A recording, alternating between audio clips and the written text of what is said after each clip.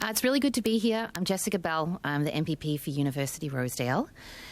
We are introducing a bill today called the Rent Stabilization Act. It is co-sponsored by MPP for Parkdale High Park, Alexa Gilmore, the MPP for Ottawa Centre, Kat McKenney, and the MPP for Ottawa West Nepean, Chandra Pasma.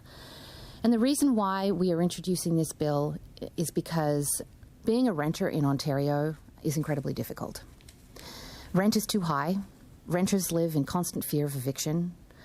We frequently talk to renters who are living in overcrowded conditions and who have maintenance issues that are just ignored, from mold to stoves and sinks that aren't working.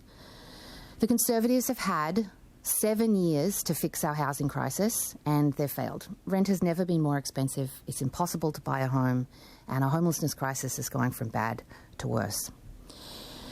The single most effective thing we can do to make Ontario affordable is to stabilise rent prices so that the 1.7 million renter households in Ontario can know what they're going to pay next year in rent, and they can have their rent prices stabilised. That's the purpose of this bill, and that's what this bill does. I urge this government to take the housing crisis seriously, look at this bill and pass it.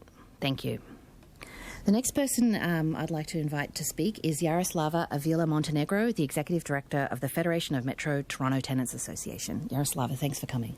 Great, thank you. Good morning. My name is Yaroslava Avila Montenegro. I am the Executive Director of the FMTA, the Federation of Metro Tenants Associations. I'm here representing Fair Rent Ontario, a coalition of housing advocates, tenants associations, workers' rights leaders, and anti-poverty organizations across the province. And I'm here today to stand in solidarity with the tenants across this province as we fight for your right to housing with dignity. Just a couple of days ago, we held a rally in front of Queen's Park to push the Ford government to adopt our 5 demands, including bringing back full rent control, strengthening tenant rights, expanding public housing, increase income security, and supporting dignified housing for all. Unfortunately, the Ford government's track record highlights the exact opposite approach, focusing instead on deregulation and financialization of the housing market. His Conservative government cancelled rent control on new builds in 2018, reversed developer fees and planning restrictions in the More Homes, More Choice Act in 2019, limited municipal powers to delay or reject developments in the More Homes Built Faster Act in 2022, and today is pushing a flood of legislation, including Bills 5, 6, and 17, meant to further destabilize the few municipal controls we have left over our renters' rights. The Ford government doesn't see housing as a human right, as outlined by other OECD countries or by the UN Charter of Human Rights, but as a commodity to be bought and sold to the highest bidder. Tenants in Ontario know that we are in the midst of the worst affordability crisis we've seen in generations, pushing working people to the brink and in many cases onto the streets. We've seen degradation of our social safety net across our lifetimes before our eyes. That is why we fight for dignified, affordable social housing, and that's why it's so important. It is about your neighbor trying to figure out where their next meal is about to come if they pay the rent. It is about the migrant worker who takes on a sublease in a rooming house and can get legally evicted without cause because their roommate just happened to be their landlord. It is about keeping landlords accountable who try to rent-evict tenants who have built their entire lives around our neighborhoods that we hold dear. The latter happened to me when my family was at our most vulnerable at the time when we lost my father. Enough is enough.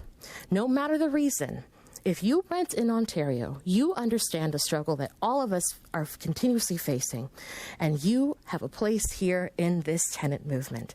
Legislation like the one presented today by the MPPs present in this room is what we need and is a step in the right direction. But we also need to organize for the right to housing across Ontario, not only to have a seat at the table, but to assert our collective power as tenants. If the Ford government isn't going to give it to us, we will have to take that power ourselves.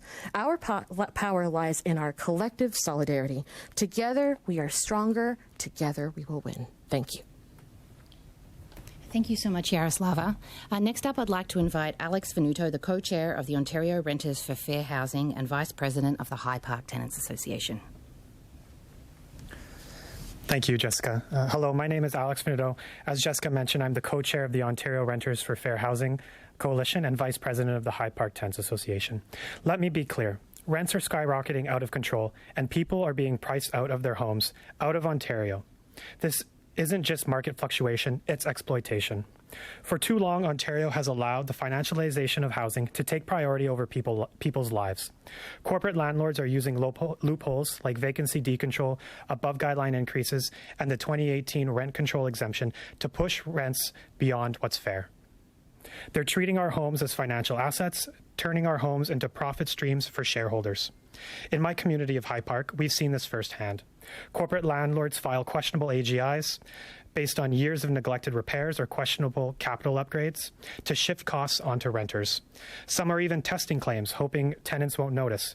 It's exhausting, it's unfair, and it's a burden on people. People who work full-time, who have families, and who are the backbone of our communities, our economies. And to make matters worse, renters are stuck. Vacancy decontrol means that if a renter dares to move, maybe a young couple looking to start a family, or an elderly individual looking to move closer to the grandkids, they're forced to accept an extraordinary increase to their rent. There's no freedom, no flexibility, no stability. I've spoken with renters, community leaders, and tenant groups across the province. We're all saying the same thing. Enough is enough. The system doesn't serve people, it serves profits. Corporate landlords are acting in bad faith, and they must be held accountable. This is happening across the province, and the Ontario's government must stop enabling them. Stop commodifying rental properties, and we must all acknowledge that housing is a human right. We're calling on the province to stand with renters, end AGIs, end vacancy decontrol, and end rent control exemption for post-2018 buildings. Implement real rent stabilization that protects all tenants so that people can plan their lives without fear of sudden, unaffordable rent hikes. We need full rent control, no more loopholes, no more backdoors. This is a defining moment. Will Ontario continue to treat renters like revenue streams, or will we finally see housing treated as the human right that it is? Thank you. Thank you so much, Alex. I know which side I would choose. Okay, so next up I have Charlene Henry, the co-chair of the York South Western Tenants Union. Thanks for being here, Charlene. Good morning, everyone. My name is Charlene Henry, and I'm the co-chair of the York South Western Tenant Union.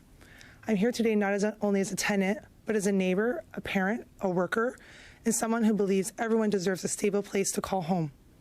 We all know that rent control is essential, but many of us here have lived through what happens when the protections are taken away. In my own neighborhood, we've seen the impact firsthand. When rent control was weakened, rents skyrocketed.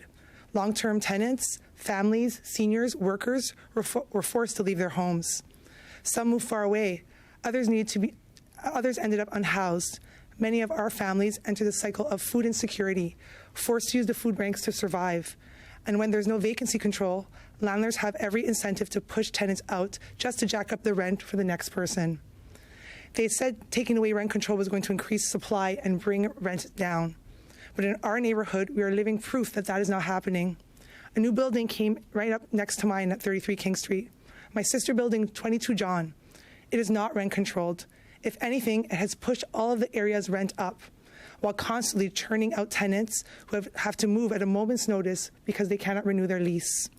This cycle of displacement tears up the fabric of our community, breaks up families, disrupts children's education, and erodes the diversity that makes our neighborhoods vibrant and strong. Rent control brings stability. It allows us to stay rooted, plan for a future, live with dignity. But rent control isn't enough if landlords dramatically raise the rent the moment someone moves out. That's why vacancy control is critical. It ensures that affordability stays with the unit, not just the individual tenant. These aren't abstract policies. We've seen the consequences. We've lived them now. And now's the time to fight for real, lasting protections. Because housing is a human right, and every person deserves the stability of a safe home. Thank you. Charlene, thank you so much. Next up, I'd like to invite Kat McKenney, the MPP for Ottawa Centre. My name is Catherine McKenney, and I am the shadow housing critic for the NDP. And as a former city councillor and now as the member of provincial parliament for Ottawa Centre, I have seen firsthand what happens to communities, what happens to people when they cannot afford their housing. We have got a crisis across this province, and this government, this Ford government, not only have they not made things better for renters, but they have made things worse. We are seeing an explosion of homelessness, and the only way to tackle homelessness is to ensure that people can stay in their homes. Today in Ottawa, we lose 31 affordable units for every one community housing unit that is built. We will never get out of our homelessness crisis. We will not be able to house ourselves, our children, and our grandchildren if we continue this way. We need rent stabilization. It is the way to stop people from falling into homelessness. Rent stabilization, along with building good community housing that is affordable to people, is the way that a province should treat housing as a human right for the people that it represents. Thank you. Thank you so much. Does anyone have any questions on the line? No questions. Okay, thank you so much. Thanks for being here today. We're going to continue to push this bill until it becomes the law in the province. Thanks for being here.